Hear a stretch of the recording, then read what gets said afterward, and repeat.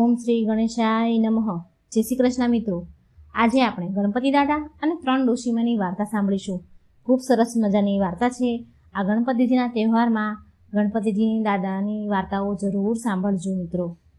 એક સમયની વાત છે. એક ગામમાં સરલા નામના એક ડોશીમા રહેતા હતા. તે ડોશીમા ભગવાન ગણેશની બહુ પૂજાપાઠ કરતા હતા, બહુ ભક્તિ કરતા હતા.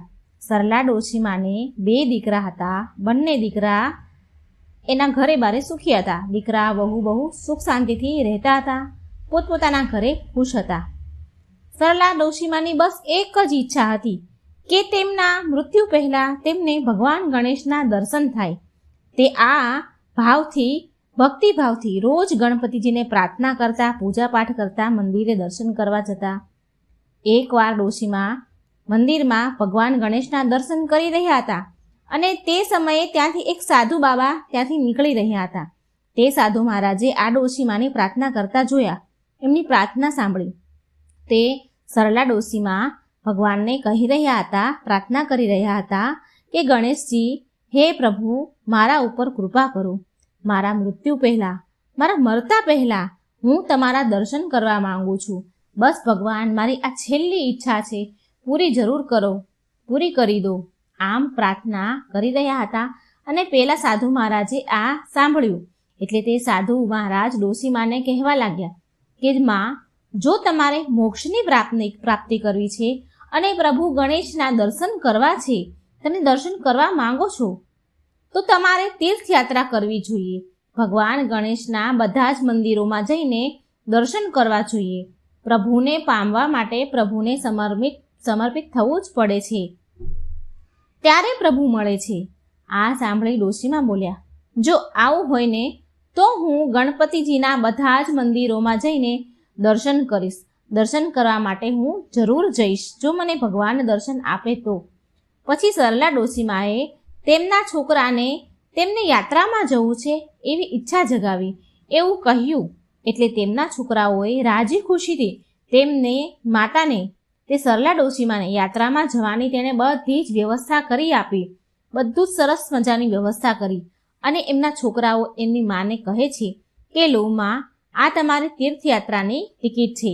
તમે શાંતિથી, રાજી ખુશીથી તીર્થયાત્રામાં જાઓ અને પ્રભુના દર્શન કરો. સરલા ડોશીમાનો બીજો દીકરો બોલ્યો, માં, તમે એકલા યાત્રામાં કેવી રીતે જશો? કેવી રીતે કરશો? શું અમે કોઈ તમારી સાથે આવીએ માં? સરલા ડોશીમા બોલ્યા, ના ના ના, મારા વાલા દીકરાઓ, તમે અહીં રહી તમારા પરિવાર અને બાળકોને સંભાળો, તમારી ઘર ગૃહસ્થીને સંભાળો. હું શાંતિથી યાત્રા કરી આવીશ. તેમની વહુ બોલી, માજી, અમને તમારી બહુ યાદ આવશે. તમે જલ્દી આવજો અને અમે તમારી વાટ જોઈશું. પછી સરલા ડોશીમા તેમના દીકરાઓને ગળે મળીને ખુશ થયા, ખૂબ વાલ કર્યો, જેમ કે જ્યારે ફરી ક્યારે પાછા આવવાના જ નથી. તેમ એ બધાને ગળે મળ્યા. ઘરના બધા સભ્યોને હળી મળીને એ ગયા. પછી યાત્રામાં જવા નીકળી ગયા. સરલા ડોશીમા દેશના પ્રસિદ્ધ ગણપતિ દાદાના મંદિરમાં જઈને દર્શન કરતા અને ગણેશ ભગવાનના જાપ કરતા, એના નામના જાપ કરતા. ઓમ શ્રી ગણેશાય નમઃ, ઓમ શ્રી ગણેશાય નમઃ. આમ મંદિરે જઈને ભગવાનના જાપ કરતા, દર્શન કરતા. આમ શહેરોના મંદિરના દર્શનો માટે જાય છે. એકવાર સરલા ડોશીમા બીજા કોઈ મંદિરના દર્શન કરવા માટે નીકળે છે, જાય છે, ત્યારે બહુ વરસાદ આવે છે. એ મંદિરે પહોંચી જ ગયા હોય છે. એ સમયે બહુ તેજ વરસાદ પડે છે. એટલે જે ત્યાંનું મંદિર હોય, ત્યાંની જે ધર્મશાળા હોય, ત્યાં જાય છે, તેમાં રહી જાય છે. ધર્મશાળામાં રહે છે. ત્યાં ધર્મશાળામાં તેની મુલાકાત બીજી 2 ડોશીમા સાથે થાય છે, જે તેના જેટલી જ ઉંમરની હોય છે. ધર્મશાળામાં આ 3 ડોશીમા બેઠા વાતો કરતા હોય છે. એમાં પેલી 2 ડોશીઓ વાતો કરે છે. તેમાંથી એક કહે છે કે આ વરસાદ તો બંધ થવાનું નામ જ નથી લેતો. વરસાદ બંધ થઈ જાય તો કાલ સવારે ગણપતિજીના દર્શન સારી રીતે થઈ જાય, પણ આ વરસાદ તો ઊભો જ નથી રહેતો. કેટલો જોરમાં આવે છે, ઊભો રહેવાનું નામ જ ક્યાં લે છે. વાતાવરણ પણ બહુ ઠંડુ થઈ ગયું છે, બહુ ઠંડી લાગી રહી છે. લાય ધાબળો કાઢીને ઓઢી લઉં. એટલે બીજા ડોશીમા પણ બોલ્યા, જે એની જોડે હતા, કે હું પણ નવી શાલ કાઢી લઉં. બહુ ઠંડી લાગે છે, વાતાવરણ ઠંડુ થઈ ગયું છે. મારા છોકરા અને વહુએ મારા માટે નવી શાલ અને ધાબળો ખરીદીને લઈને આપ્યો છે મને મારી જાત્રા માટે. મારી શાલ અને ધાબળો બહુ મોંઘા લાવ્યા છે મારા વહુ અને દીકરાઓ. સરલા ડોશીમાં આ બંને ડોશીમાની વાતો સાંભળે છે. તે બંને ડોશીમાં તેના ઘર પરિવારની વાતો કરી રહ્યા હતા અને સરલા ડોશીમાં ભગવાન ગણેશના નામનો પાઠ કરી રહ્યા હતા. આ તરફ કૈલાસ પર ભગવાન ગણેશ તેમની દિવ્ય દ્રષ્ટિથી આ બધું જ જોઈ રહ્યા હતા. ભગવાન ગણેશને વિચાર આવ્યો કે હું આ ત્રણેય ડોશીમાની પરીક્ષા લઉં. આમ વિચાર કરી ભગવાન ગણેશ એક ભિખારીનું રૂપ લઈને ધરતી પર આવ્યા. બહુ તેજ જોરદાર વરસાદ આવી રહ્યો હતો એટલે ભારે વરસાદમાં ભગવાન ગણેશ ભિખારી બનીને ત્યાં ધર્મશાળામાં આવ્યા જ્યાં આ ત્રણેય ડોશીમાં રોકાયા હતા અને વરસાદમાં પલળતા પલળતા બૂમ પાડીને કહી રહ્યા છે કે આ વરસાદમાં મારા પૂરા કપડાં ભીના થઈ ગયા છે. માં, મને બહુ ઠંડી લાગી રહી છે, મને કંઈ ઓઢવાનું આપો ને, હું બહુ ધ્રુજી રહ્યો છું, મારા કપડાં ભીના થઈ ગયા છે, હું ઠરી રહ્યો છું, મને કંઈ ઓઢવાનું આપો ને, મને કોઈ તમારી શાલ કે ધાબળો હોય તો આપો ને. આ ભિખારીનો અવાજ અંદર બેઠેલા આ ત્રણ ડોશીઓ સાંભળે છે. સૂતા સૂતા આડા પડતા પડતા આ બધું એને અવાજ સંભળાઈ રહ્યો છે ભિખારીનો. અને એમાં પહેલી એક ડોશી વિચાર કરે છે કે આ ભિખારી ક્યાંક મારો ધાબળો ના માંગી લે. એમ કરી આ મારો ધાબળો માંગી લેશે તો હું શું કરીશ? સૂતા સૂતા સાંભળે છે પણ મનમાં આમ વિચાર કરીને કે એવું વિચારે કે ક્યાંક માંગી લેશે તો હું ઘાટી ઊંઘમાં સૂતી હોય એવું નાટક કરું એટલે મારો ધાબળો, મારી શાલ બચી જાય. બીજી ડોશી પણ આવી રીતે આડા પડ્યા આવું વિચાર કરે છે સૂતા સૂતા કે મારી શાલ અને ધાબળો તો બિલકુલ નવા છે. જો મારી શાલ કે આ ધાબળો ભિખારીએ માંગી લીધો તો હું શું ઓઢીશ, હું શું કરીશ? એમ પર મારી વહુ અને મારા દીકરાએ આ શાલ અને ધાબળો મને નવા લઈ આપ્યા છે. હજી તો મારે આ શાલ અને ધાબળો કેટલાય વર્ષો વાપરવાના છે. ના ના ના ના, મારો આ શાલ અને ધાબળો તો હું નહીં જ આપું. હું પણ સૂવાનું નાટક કરું, નહીં તો મારી નવી શાલ મારા હાથમાંથી ચાલી જશે. આમ વિચાર કરી એ પણ સૂવાનું, એ ડોશીમાં પણ સૂવાનું નાટક કરે છે. પણ સરલા ડોશીમાં તો બહુ દયાળુ હતા, ખૂબ સારા સ્વભાવના હતા. તે બહાર આવ્યા અને આવીને જોયું કે ભિખારી ઠંડીથી ધ્રુજી રહ્યો છે, વરસાદમાં પૂરો પલળી ગયો છે અને થર થર કરીને ધ્રુજે છે. એટલે તેણે સરલા ડોશીમાએ ભિખારીને કહ્યું કે બેટા, ચિંતા ના કર, મારી પાસે સ્વેટર અને શાલ બંને છે, હું સ્વેટર પહેરી લઈશ, તું મારો આ ધાબળો લઈ જા. એમ પણ મારી જાત્રાનો અહીં છેલ્લો દિવસ છે આજે, કાલનું કાલે જોયું જશે. હવે જેવો જ સરલા ડોશીમાં તે ધાબળો ભિખારીને આપે છે તો જેવો જ આપે છે એવા જ ભિખારીમાં ભગવાન ગણેશ રૂપમાં આવી જાય છે, ગણેશ રૂપમાં પ્રગટ થયા. સરલા ડોશીમાં તો ભગવાનના દર્શન કરીને ગદગદ થઈ ગયા, આંખોમાં આંસુ આવી ગયા અને બોલી ઉઠ્યા, પ્રભુ તમે મને દર્શન આપ્યા, હું તો તમારા દર્શન કરીને ધન્ય થઈ ગયો. ગણપતિજી બોલ્યા, માં, હું તમારી ભક્તિથી બહુ પ્રસન્ન છું, તમે મારી પરીક્ષામાં સફળ થયા છો માં, માંગો માં, તમારે શું જોઈએ છે? સરલા ડોશીમાં બોલ્યા, પ્રભુ, બસ મારી એક જ ઈચ્છા હતી, તમારા દર્શન કરવાની, જે તમે મને દર્શન આપીને પૂરી કરી દીધી. હવે મારી કોઈ ઈચ્છા નથી, પ્રભુ મને તમારા ચરણોમાં સ્થાન આપો. આમ કહીને સરલા ડોશીમાં ભગવાન ગણેશના પગે લાગવા માટે આવે છે. જેવા જ ભગવાનને ગણપતિ દાદાને પગે લાગે છે તેવા જ તેના પ્રાણ ઉડી જાય છે. તેમને લેવા માટે સ્વર્ગમાંથી વિમાન આવ્યું અને તે વિમાનમાં ગણપતિજી અને ડોશીમાં બેઠા અને સ્વર્ગલોક ચાલ્યા ગયા. બીજા દિવસે સવારે ડોશીમાં પડ્યા હતા, જ્યાં એનું શબ પડ્યું હતું, તે ડોશીમાં પાસે પેલા બે ડોશીમાં આવે છે જે અંદર હતા. તે આ ડોશીમાને જગાડવાની ખૂબ કોશિશ કરે છે, પણ ડોશીમાં તો ભગવાન ગણપતિજીમાં વિલીન થઈ ગયા હતા. માત્ર તેનું નશ્વર શરીર જ ધરતી પર રહ્યું હતું. ડોશીમાની આત્માને તો મોક્ષ મળી ગયો હતો. આસપાસના લોકોએ પણ આ ડોશીમાને જોયા અને બોલ્યા, આ માજી તો ભગવાનના ઘરે ચાલ્યા ગયા છે, પછી પેલી બે ડોશીઓ મંદિરના દર્શન કરીને પોતપોતાને ઘરે ગઈ અને સરલા ડોશીમાના વહુ અને દીકરાએ તેની માતાના અંતિમ સંસ્કાર કર્યા. તેમના દીકરાઓ જાણતા હતા કે તેમની માતાની આત્માને ભગવાન ગણેશે મોક્ષ પ્રદાન કરી દીધો છે. તો મિત્રો, આ હતી સરસ મજાની ગણપતિજી અને ડોશીમાની વાર્તા. જો મારી વાર્તા સારી લાગે તો મારી ચેનલને લાઇક, સબસ્ક્રાઈબ અને શેર જરૂર કરજો. કોમેન્ટ બોક્સમાં ગણપતિજીનું નામ જરૂર લખજો. ગણપતિ દાદાની ખીરની આ વાર્તા છે. જ્યારે ગણેશજી બાળક બનીને પહોંચી ગયા એક ડોશીમાના ઘરે, પછી શું થયું તો ચાલો સાંભળીએ. મિત્રો, એકવાર ગણપતિજી બેઠા બેઠા આરામ કરી રહ્યા હતા તો તેમને વિચાર આવ્યો કે બાળક બનીને પૃથ્વી પર ભ્રમણ કરવા જાઓ અને મારા ભક્તોની પરીક્ષા લઉં આજે તો, એમ વિચાર કરે છે. આમ વિચાર કરી ગણપતિ દાદાએ એક નાના બાળકનું રૂપ લીધું અને ધરતી પર આવ્યા. ગણપતિજીએ એક ચમચીમાં દૂધ અને બીજી મુઠ્ઠીમાં ચપટી ચોખા લીધા અને ગામમાં આવ્યા અને ત્યાં ફરવા લાગ્યા. અને ગામમાં ઘરે ઘરે જઈને ગામના લોકોને કહે છે કે કોઈ મારા માટે ખીર બનાવી દો ને, કોઈ મારા માટે ખીર બનાવો ને, મને ખીર ખાવી છે.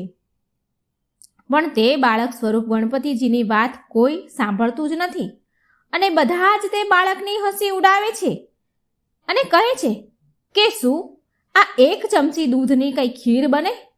એક મુઠ્ઠી ચોખાને એક ચમચી દૂધની ખીર બનતી હશે કંઈ? એમ કરી આ બાળકની મસ્કરી કરે. ગણેશજી તો ભગવાન તેમ આખા ગામમાં ફર્યા. ખીર બનાવવા માટે ચમચી દૂધ, મુઠ્ઠી ચોખા લઈ આખા ગામમાં ફરે છે, પણ કોઈ ગણપતિજીને ખીર બનાવી આપતું નથી. અને ફરતા ફરતા પછી એક ઝૂંપડી પાસે આવ્યા અને ઝૂંપડી પાસે એક ડોશીમા બેઠા હતા. તે બહુ જ ગરીબ હતા. તે ડોશીમાએ આ બાળકનો અવાજ સાંભળ્યો કે બધા પાસે તે ખીર બનાવવા માટે કહે છે પણ કોઈ બનાવી નથી આપી રહ્યું. એટલે એ ડોશીમાએ આ બાળકનો અવાજ સાંભળી અને કહે છે, ડોશીમા બાળકને એની પાસે બોલાવે છે અને કહે છે, લાવ બેટા, હું તને ખીર બનાવી આપું. તે ડોશીમા ઝૂંપડીમાં ગયા એના ઘરમાં ખીર બનાવવા માટે. તેના ઘરમાં એક નાનું એવું વાસણ હતું, નાનું એવું તપેલું હતું. તેમાં ડોશીમાએ તે બાળક પાસેથી એક ચમચી દૂધ અને મુઠ્ઠી ચોખા લીધા અને તે વાસણમાં નાખ્યા, તપેલીમાં નાખ્યા અને તે તપેલું ખીરનું ચૂલા ઉપર ચડાવી દીધું. એટલે તે વાસણ તો આખું છલોછલ ભરાઈ ગયું. એટલે તે ડોશીમાએ બીજું વાસણ લીધું, તેમાં જે બધી ઉભરાતી હતી એ ખીર નાખી. તે વાસણ પણ ભરાઈ ગયું. ડોશીમા પાસે હવે જેટલા પણ વાસણ હતા, મોટા મોટા તપેલીઓ કે જે પણ વાસણ હતા એ બધા લીધા. ખીર ઉભરાતી જ ગઈ અને ડોશીમા તપેલા ભરતા જ ગયા. બધા જ વાસણો ખીરના ભરાઈ ગયા.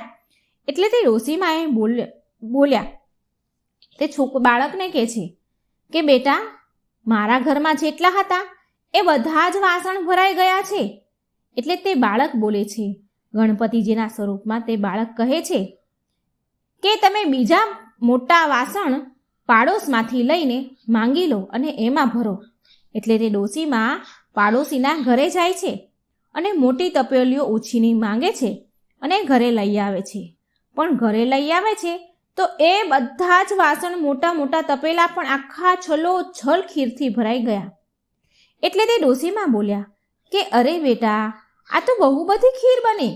આટલી બધી ખીરનું શું કરીશું આપણે તો તું તો નાનો બાળક છો, આટલી બધી ખીરનું શું કરીશ? એટલે તે બાળક બોલ્યો, માં, તમે એવું કરો, આખા ગામમાં ખીર ખાવાનું નોતરું આપી આવો. એટલે તે ડોશીમાં જઈને પૂરા ગામમાં ખીર ખાવાનું નોતરું આપવા જાય છે. આજે બધા મારા ઘરે ખીર ખાવા આવજો. આમ ઘરે ઘરે ગામના એક બધા જ ઘરે એ ડોશીમાં ખીર ખાવાનું નોતરું આપવા જાય છે. પણ મિત્રો, તે ડોશીમાં બધા જ ગામના લોકો તે ડોશીમાં ઉપર હસવા લાગ્યા કે આ ડોશી તો એટલી બધી ગરીબ છે કે બધા પાસે રોજ ખાવાનું માંગતી ફરે છે. રોજ એક ટાઈમનું એના ઘરમાં ખાવાનું નથી હોતું માંગીને તો ખાય છે અને એના બદલે તો આજે તે ખીર ખાવાનું નોતરું આપવા આવી છે. એમ કરીને હા હા હા હા કરીને બધા ડોસીમાની મજાક ઉડાવે છે, ખૂબ ડોસીમા ઉપર હસે છે. અને ઘણા લોકો એવું બોલે છે, મજાક ઉડાવતા ઉડાવતા કહે છે કે તેના ઘરે ખીર ખાવા જઈએ.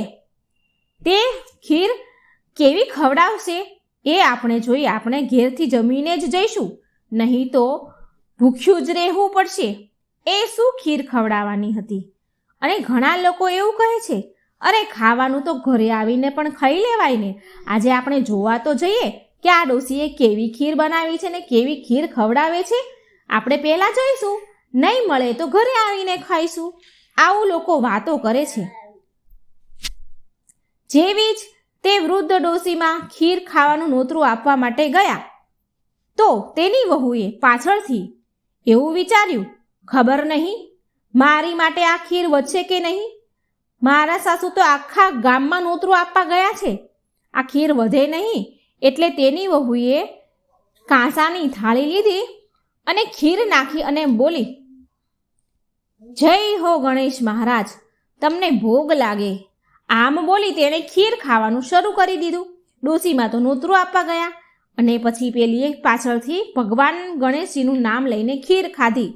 અને પછી આખા ગામના બહુ બધા લોકો ખીર ખાવા માટે ઘરે આવે છે. ડોસીમાં બધાને ખીર પીરસે છે. બધાએ તો પેટ ભરી ભરીને ખીર ખાધી. એટલી મજા લઈ લઈને ખીર ખાધી અને જમીને ઘરેથી આવ્યા હતા તે લોકો તો બહુ પછતાણા. જ્યારે બધા ખીર ખાઈને ચાલ્યા ગયા તો વૃદ્ધ ડોસીમાં બોલ્યા કે ચાલ બેટા બાળક, હવે આપણે પણ ખીર ખાઈ લઈએ, આપણે પણ જમી લઈએ. ત્યારે તે બાળક રૂપમાં ભગવાન બોલે છે કે માં, મને તો ભોગ લગાવી દીધો છે, મેં તો ખીર પહેલાં જ ખાઈ લીધી છે. ત્યારે તે વૃદ્ધ ડોશીમાએ કહ્યું, બેટા તે ક્યારે ખીર ખાધી? મેં તો તને ખીર ખાતા જોયો જ નહીં. ત્યારે બાળક કહે છે, માં, જ્યારે તમારી વહુ સૌથી પહેલાં કાંસાની થાળીમાં ખીર લઈને બેઠી હતી, ખીર ખાવા બેઠી હતી, તો તેમણે પહેલાં જ કહ્યું કે ગણેશજી તમને ભોગ લાગ્યો. ત્યારે તે વૃદ્ધ ડોશીમાં બોલ્યા કે બેટા તું ગણેશ છો? તું ગણપતિ છો શું? ત્યારે તે બાળક બોલ્યો, હા માં, હું જ ગણેશ છું. આ સાંભળીને વૃદ્ધ ડોશીમાં તો ખુશ થઈ ગયા અને એની આંખોમાંથી તો આંસુડા વહેવા માંડ્યા. એ ગદગદ થઈ ગયા, ભગવાનના ચરણે પડ્યા, પગે લાગ્યા. ગણેશજીએ તેને ખૂબ આશીર્વાદ આપ્યા અને તેને ત્યાંથી જતાં જતાં ગણેશજીએ તેની ઝૂંપડી ઉપર લાત લગાવી, એક લાત મારતા ગયા અને એનાથી તેની ત્યાં એક મોટો ભવ્ય મહેલ બની ગયો. નોકર ચાકર આવી ગયા, ધનના ભંડાર ભરાઈ ગયા, અન્ન ધનના ભંડાર ભરાણા. તો આ બાળ સ્વરૂપ ગણેશજીની વાર્તા હતી. હે ગણપતિ દાદા, જેવી રીતે તમે તે વૃદ્ધ ડોશીમા પર કૃપા કરી, તેવી તમારા ભક્તો ઉપર વાર્તા સાંભળનાર, કહેનાર, હોકારો ભરનાર બધા જ ઉપર તમારી એવી કૃપા વરસાવજો. જય ગણપતિ દાદા વિઘ્નહર્તા દેવની જય હો. જય શ્રી કૃષ્ણ. મિત્રો, જો મારી વાર્તા સારી લાગે તો મારી ચેનલને લાઈક, સબસ્ક્રાઈબ અને શેર જરૂર કરજો. જય શ્રી કૃષ્ણ. રાધે રાધે. Thank you. આજે આપણે ગણપતિજીની સરસ વાર્તા સાંભળીશું. ગણપતિજી અને એક ગરીબ સ્ત્રીની આ વાર્તા છે. એક સમયની વાત છે. એક વિમળા નામની એક ગરીબ સ્ત્રી રહેતી હતી ગામમાં. તે બહુ ઈમાનદાર અને સારા સ્વભાવની હતી. પણ કહેવાય છે ને કે પૂર્વજન્મના કર્મના ફળ તો ભોગવવા જ પડે છે. તે ગરીબ સ્ત્રીના જીવનમાં બહુ અપાર દુઃખ હતા. તે સ્ત્રીનો પતિ હંમેશા બીમાર રહે. વિમળાને 4 છોકરા હતા. ઘરની બધી જ જવાબદારી, ખર્ચ બધું જ વિમળા પર હતું. વિમળા બિચારી વાંસના ટોપલા અને વાંસના પંખા બનાવીને વેચતી હતી. ઘણીવાર પૈસા મળે તો જમવાનું બને ઘરમાં, નહીં તો ભૂખ્યા સૂવું પડે. કોઈ વાર ચૂલો જગે અને કોઈ વાર ન પણ જગે.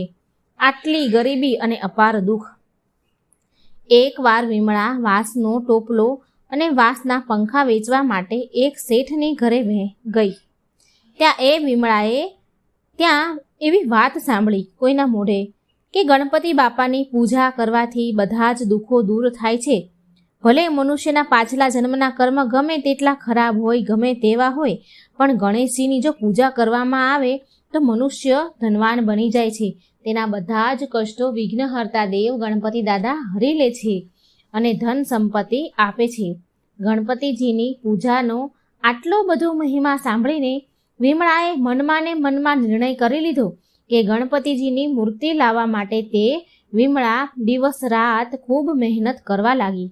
રાત દિવસ વાંસના ટોપલા અને પંખા બનાવવા લાગી. બહુ મહેનત કર્યા પછી એ થોડા પૈસા ભેગા કરી શકે છે. એને ભગવાનની સેવા કરવી હતી, મૂર્તિ લાવી હતી, પૂજા કરવી હતી, માટે એ પૈસા ભેગા કરતી હતી. બહુ મહેનત કર્યા પછી થોડા ઘણા પૈસા એની પાસે ભેગા થઈ ગયા. એટલામાં ભાદરવો મહિનો પણ આવી ગયો. ગણેશ ચોથનો દિવસ પણ આવવાની તૈયારી. વિમળા ગણેશ ઉત્સવ મનાવવા માટે બજારમાં મૂર્તિ લેવા માટે જાય છે. પણ વિમળાને જોઈને દુકાનદાર એવું કહેવા લાગે, જે દુકાને લેવા જાય એ દુકાનદાર એવું કહે કે તું નીચલી જાતિની છો, તું અછૂત છો, નીચી જાતિની છો, તને અમે ગણેશજીની મૂર્તિ નહીં આપીએ, હું તને ગણેશજીની મૂર્તિ નહીં આપું.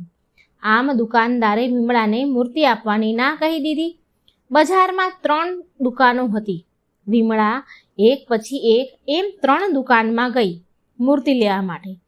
પણ વિમળા જેવી દુકાનમાં જાય એવા દુકાનદાર વિમળાને જોઈને દુકાનવાળા તેને એવું કહે, દૂર ઊભું રહેવાનું કહે, મૂર્તિઓથી આગે ઊભી રહે એવું કહે અને મૂર્તિ આપવાની પણ ના પાડી દે કે તું અછૂત છો, માટે અમે તને મૂર્તિ નહીં આપીએ.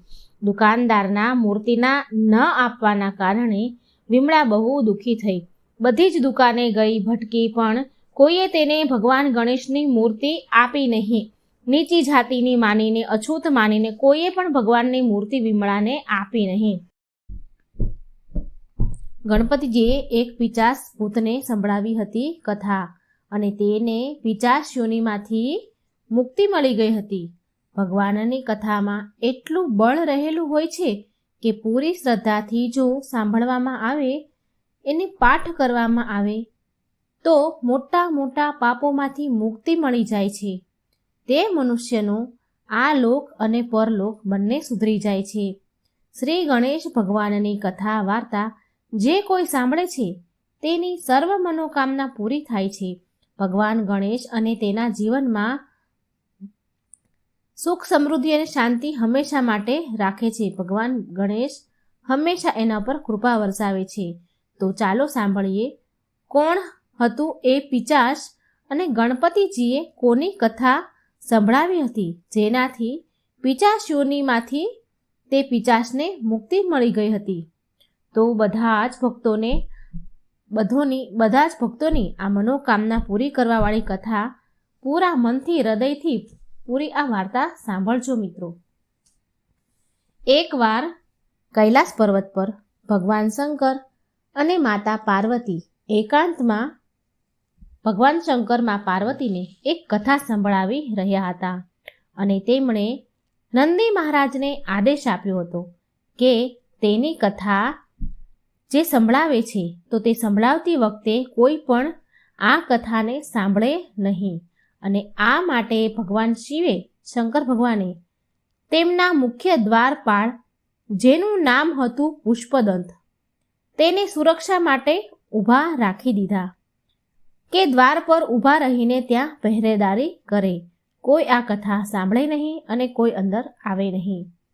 પણ પુષ્પદંત નામનો જે દ્વારપાળ હતો, પુષ્પદંત નામનો દ્વારપાળ માતા પાર્વતી અને શંકર ભગવાનની કથાને ચોરી છુપીથી સાંભળી લીધી હતી અને આ વાતનો આભાસ ભગવાન ભોળાનાથને થઈ ગયો અને પછી ભોળાનાથ તેના દ્વારપાળ પુષ્પદંત પર બહુ ગુસ્સે થયા, બહુ ક્રોધે ભરાયા અને ક્રોધમાં આવીને ભોળાનાથે મુખ્ય દ્વારપાળ પુષ્પદંતને પિચાસ થવાનો શ્રાપ આપી દીધો.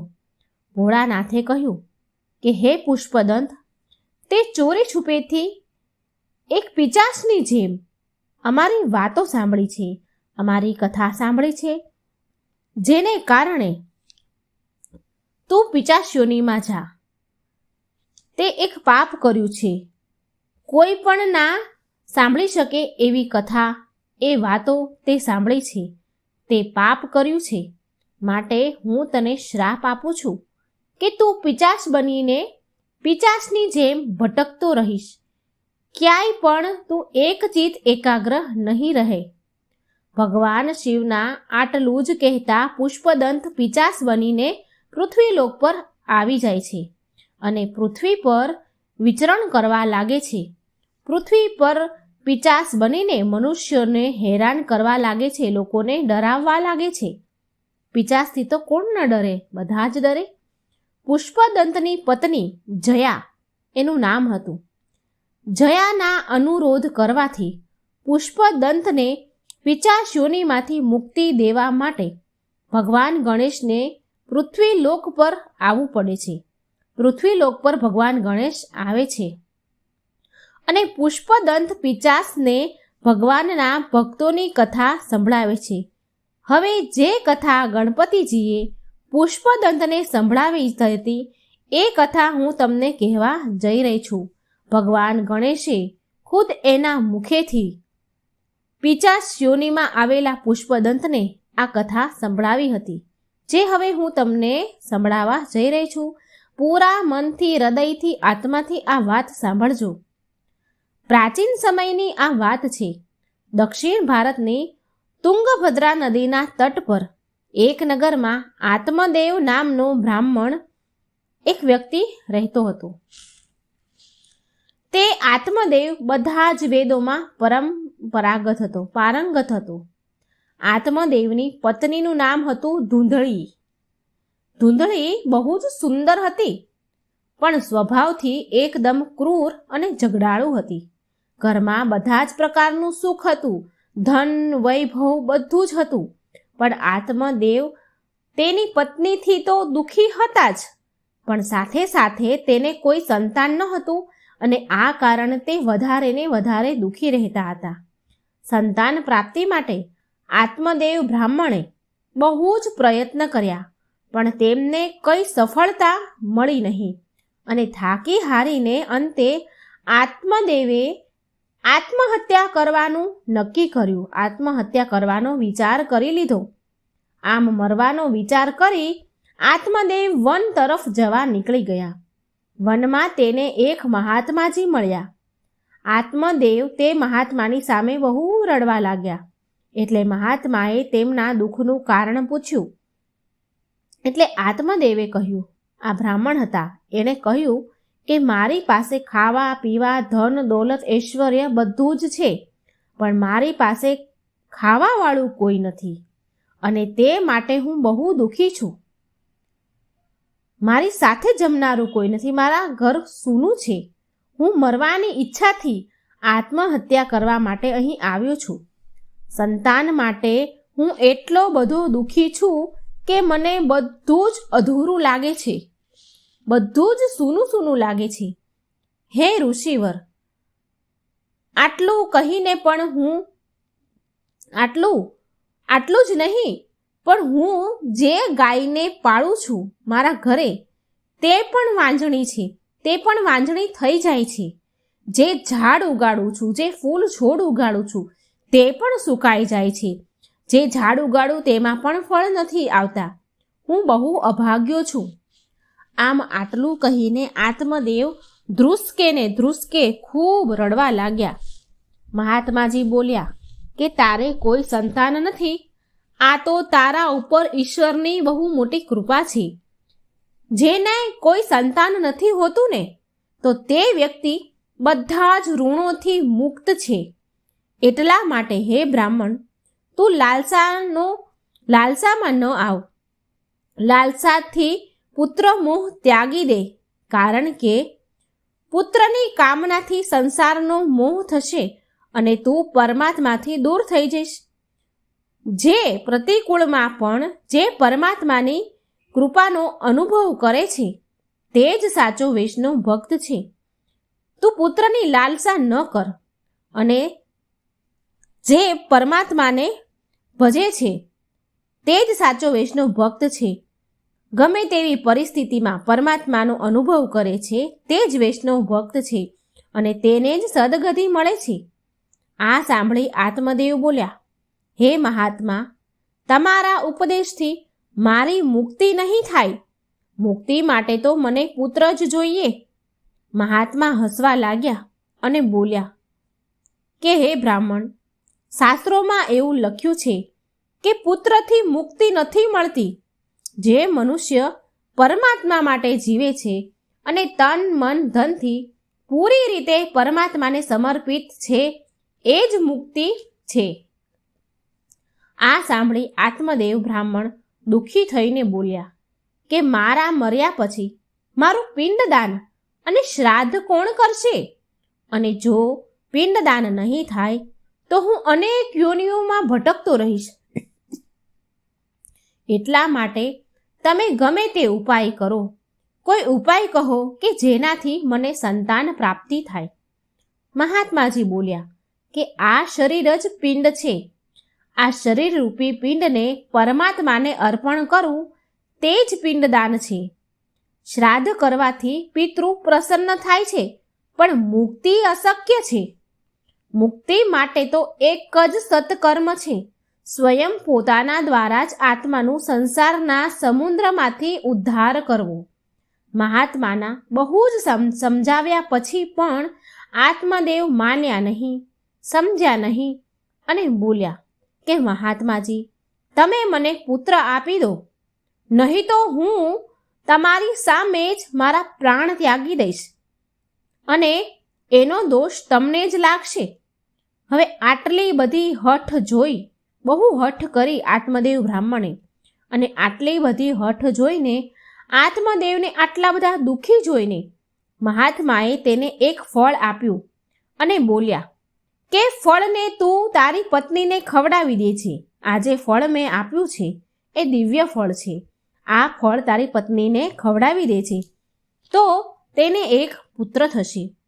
પણ તારી સ્ત્રીને, તારી પત્નીને 1 વર્ષ સુધી સાત્વિક જીવન જીવવું પડશે. જો તે આમ કરશે ને તો બાળક શુદ્ધ સ્વભાવનું થશે. આત્મદેવ રાજી થઈ ગયા અને રાજી ખુશીથી તે ફળ લઈને ઘરે આવ્યા અને તેની પત્ની ધૂંધળીને આ ફળ આપ્યું. પણ તેની પત્ની ધૂંધળી તો સ્વભાવે બહુ ક્રૂર, જબરી, એટલે તેણે આ ફળ ખાધું નહીં. લઈ તો લીધું પણ ખાધું નહીં, અને એમ વિચાર કરીને ફળ ન ખાધું કે અરે, ગર્ભ અવસ્થામાં તો બહુ કષ્ટ ઉપાડવા પડે, બહુ તકલીફ, બહુ પીડા વેઠવી પડે, અને તે બાળક આવશે અને તેનું લાલન પાલન કેવી રીતે કરીશ? આ તો બહુ અઘરું કામ છે. અને આ જો સુખદેવજી જેવું બાળક આવે અને હું 12 વર્ષ સુધી ગર્ભવતી રહીશ તો હું તો મરી જ જઈશ. આટલું બધું કેવી રીતે થઈ શકે મારાથી? ના ના ના, હું આ ફળ નહીં ખાઉં. ધૂંધળીએ આ ફળ ખાધું નહીં અને આ બધી વાત તેની નાની બહેનને કહી. ધૂંધળીની એક બહેન હતી, તેને કહી. એટલે તેની બહેને એક યુક્તિ કહી. તેની બહેન બોલી કે બહેન ધૂંધળી, હું ગર્ભવતી છું. હું થોડા મહિનાઓમાં બાળકને જન્મ આપીશ. તું એક કામ કર બહેન, હું તને મારું બાળક આપી દઈશ. તું આજથી જ ગર્ભવતી થવાનું નાટક ચાલુ કરી દે અને આ ફળને તારા ઘરની ગાય છે ને, જે વાંઝણી છે, તેને ખવડાવી દે. અને આપણે પણ જોઈએ કે મહાત્માજીએ જે આ ફળ આપ્યું છે તો આ ફળમાં શક્તિ કેટલી છે એ પણ ખબર પડી જશે. આમ ધૂંધળીએ અને તેની બહેને ષડયંત્ર રચ્યું અને ધૂંધળીએ ફળ તેના ઘરે જે ગાય હતી, જેને વાછડા થતા નહોતા, જે ગાયને તે પાળતી હતી, તેને આ ફળ મહાત્માનું જે આપ્યું હતું એ ખવડાવી દીધું. પછી ગર્ભવતી થવાનું ધૂંધળીએ નાટક ચાલુ કરી દીધું અને એ નાટક કરી તેના પિયર ચાલી ગઈ. અને આમ થોડો સમય વીત્યો એટલે ધૂંધળીની બહેનને એક પુત્ર થાય છે અને એ પુત્ર એની બહેને ધૂંધળીને આપી દીધો અને એ પુત્ર લઈને ધૂંધળી પાછી તેના સાસરે આવી જાય છે. અને તેના પતિને કહ્યું કે મારે એક પુત્ર થયો છે. આત્મદેવની તો ખુશીનો કોઈ પાર ન રહ્યો. બહુ ખુશ થયા અને બહુ મોટો ભારે ઉત્સવ મનાવ્યો. નામકરણ સંસ્કાર કરાવ્યો. હવે પોતાનું નામ આત્મદેવ હતું એટલે તેના પુત્રનું નામ બ્રહ્મદેવ રાખવાનું વિચાર્યું.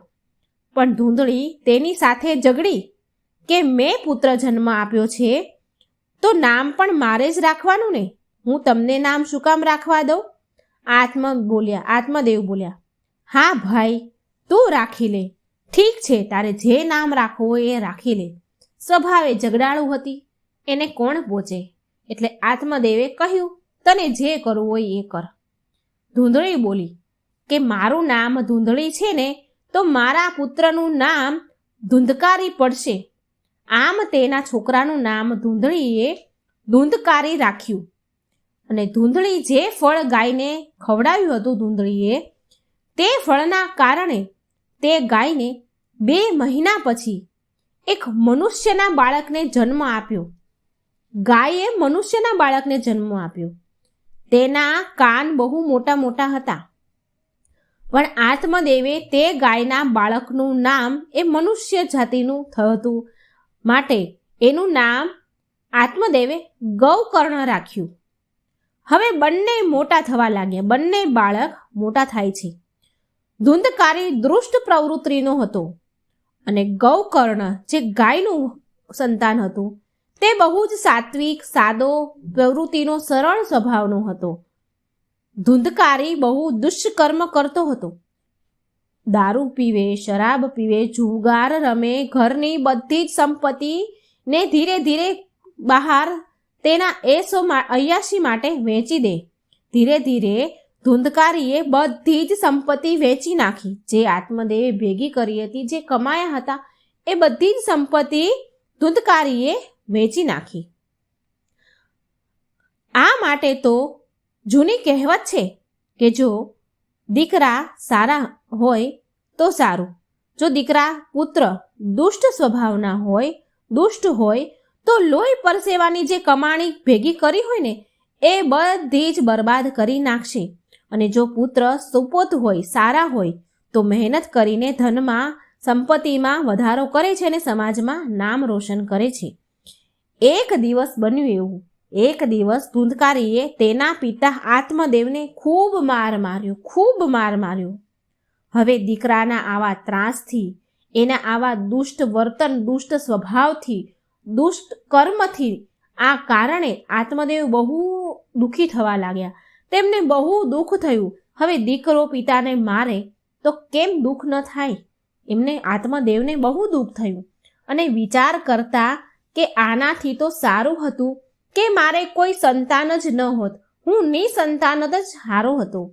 પુત્રના કારણે દુઃખી થયેલા જોઈને ગૌકર્ણ કહે છે, પિતાજી, આ સંસાર દુઃખરૂપી છે તથા મોહ માયામાં બાંધે છે. આ સંસાર બધાને, આપણને સંસારમાં માત્ર ભગવાનમાં મન પરોવીને જ સુખી થઈ શકાય છે.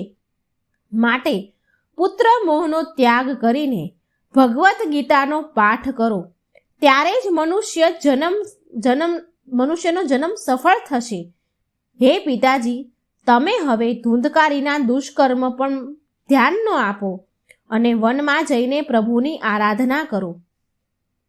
ગૌકર્ણની વાત સાંભળીને, સમજીને, પુત્રનો મોહ ત્યાગીને આત્મદેવ ગંગા કિનારે આવ્યા. ભગવદ્ પુરાણના 10મા સ્કંદનો રોજ પાઠ કરતા હતા અને આ કારણથી તેમણે જીવનમાં શ્રી કૃષ્ણ ભગવાનની પ્રાપ્તિ થઈ અને આત્મદેવ ભગવાનમાં વિલીન થઈ ગયા. આત્મદેવના પ્રભુના ધામમાં ગયા પછી, આત્મદેવના ચાલ્યા ગયા પછી એક દિવસ ધૂંધળીએ પણ તેના પુત્રના વર્તન, વ્યવહાર, દુષ્કર્મથી, તેના ત્રાસથી દુઃખી થઈને કૂવામાં પડીને આત્મહત્યા કરી લીધી અને તે ધૂંધળી પણ મરી ગઈ. હવે બીજી તરફ જે ગૌકર્ણ હતો, જે એનો ભાઈ હતો, તે તીર્થયાત્રા પર નીકળી ગયો. હવે ધૂંધકારી રહ્યો ઘરમાં એકલો. હવે તે પૂરી રીતે આઝાદ થઈ ગયો. છૂટછાટ મળવાના કારણે હવે ધુંધકારીએ 5 વેશ્યાઓને ઘરમાં લઈને મૂકી દીધી. ઘરમાં લઈ આવ્યો. ધુંધકારીએ વેશ્યાઓની માંગને પૂરી કરવા માટે ચોરી કરતો, દારૂ પીતો, જુગાર રમતો, ખરાબ કામોમાં એ લતે લાગી ગયો. વેશ્યાઓની માંગ ઈચ્છા પૂરી કરવા માટે એક દિવસ ધુંધકારીએ રાજાના મહેલમાં ચોરી કરી. વેશ્યાઓએ વિચાર કર્યો કે આ ધુંધકારી ચોરી કરે છે અને એ પણ રાજાના મહેલમાં પણ ચોરી કરી લાવે છે.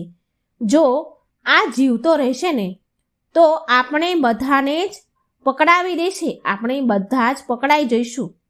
આના કરતાં તો સારું છે આપણે આને મારી નાખીએ, એ જ સારું રહેશે. આમ 5 વેશ્યાઓએ મળીને આવો પ્લાન બનાવ્યો. આમ વિચાર કરીને રાતે બધી વેશ્યાઓએ મળી રાતે સૂતેલા ધુંધકારીને દોરડાથી કસીને બાંધી દીધો અને સળગેલા કોલસા તેના મોંમાં નાખીને તેને તડપાવીને મારી નાખ્યું અને એના શરીરને ત્યાં જ જમીન ધરતી ખોદીને ત્યાં જ દાટી દીધો, ઘરમાં જ.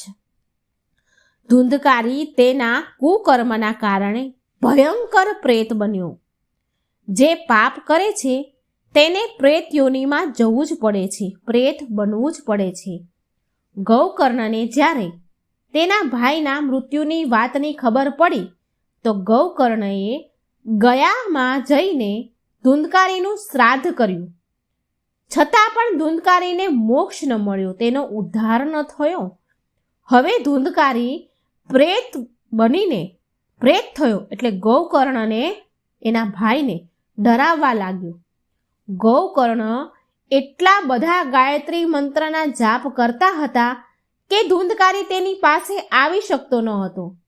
એક દિવસ ગૌકર્ણની પાસે ધુંધકારી પ્રેતયોની થઈને આવ્યો તો ગૌકર્ણએ પૂછ્યું કે તું કોણ છે? ત્યારે ધુંધકારી પ્રેત બોલ્યો કે હું તારો ભાઈ છું, ધુંધકારી છું. ભાઈ, તું બહુ દયાળુ છે, મને તું આ પ્રેત યોનિમાંથી મુક્તિ અપાવ.